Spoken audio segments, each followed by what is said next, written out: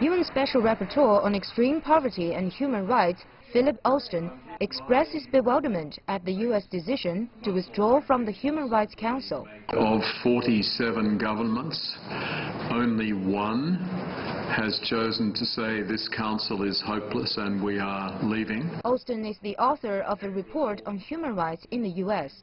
He says in the past 25 years, the wealth of the richest 1% Americans has been multiplying, while that of the rest 99% dropped.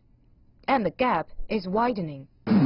There were already in 2016 40 million Americans living in poverty and 18 million of those living in extreme poverty.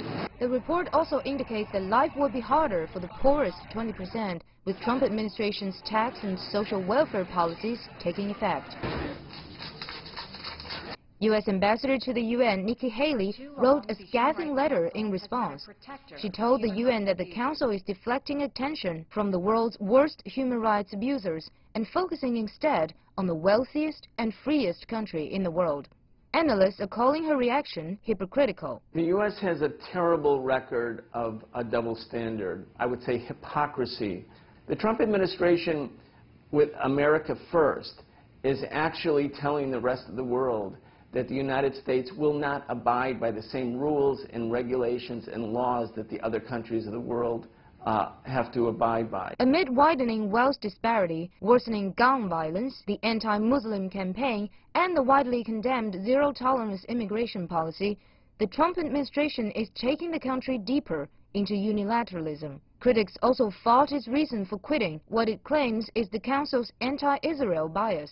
The United States wants the UN to act as an extension of American propaganda, and if the United Nations or the UN Human Rights Council defies what America's position is, the United States treats it with contempt. The UN rapporteur will be presenting his report to the Human Rights Council on Friday, laying out his key findings to its 46 members and to an empty chair where the U.S. has traditionally sat.